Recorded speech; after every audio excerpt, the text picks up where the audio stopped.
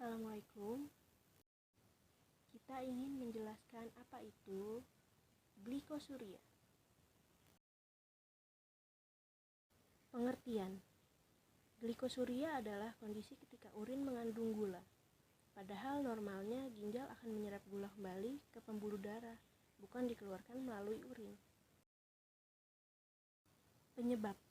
Ginjal berfungsi sebagai penyaring darah. Pada saat disaring oleh ginjal, glukosa dibuang bersamaan dengan zat-zat lainnya. Cairan yang telah disaring ini melewati jaringan tubulus di dalam ginjal, di mana zat-zat yang diperlukan diserap kembali dan zat-zat yang tidak diperlukan dibuang ke dalam air kemih. Pada orang yang sehat, glukosa diserap kembali seluruhnya ke dalam darah. Dalam keadaan normal, tubuh membuang glukosa ke dalam air kemih, hanya jika terlalu banyak glukosa dalam darah. Pada glikosuria renalis, glukosa dibuang ke dalam air kemih meskipun kadar glukosa dalam darah normal. Hal ini terjadi karena adanya kelainan fungsi pada tubulus renalis. Glikosuria bisa merupakan penyakit keturunan. Gejala. Yang pertama, sering haus. Kedua, banyak mengeluarkan air seni. Ketiga, kadar glukosa darah pada waktu puasa lebih dari 120 mg per desiliter.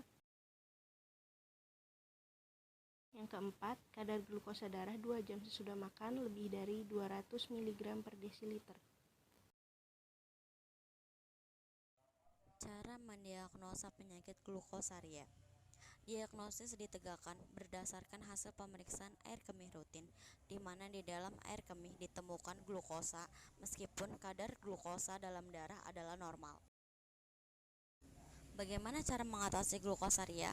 Untuk mengatasi glukosaria, perlu mengatasi penyebab dasar yang menyebabkan terjadinya kondisi ini.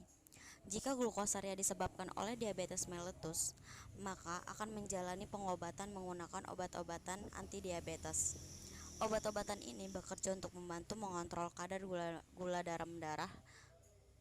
Selain dengan mengonsumsi obat-obatan, juga dapat melakukan beberapa modifikasi pada gaya hidup untuk membantu menurunkan kadar gula dalam darah berlebih.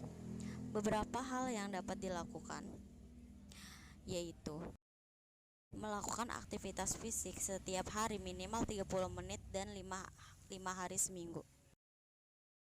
Mengurangi asupan gula dan lemak dan memperbanyak konsumsi biji-bijian, sayuran, dan buah. Kemudian, rajin melakukan pengecekan kadar gula darah, rutin melakukan pemeriksaan kesehatan ke dokter, terutama saat hamil. Berikut daftar pustaka atau referensi yang kita ambil. Sekian dari saya, Tia Alia Falasifa dari Fakultas MIPA Pendidikan Biologi Unindra dan teman saya Ratna Wulandari dari Fakultas MIPA Pendidikan Biologi Unindra. Sekian, terima kasih.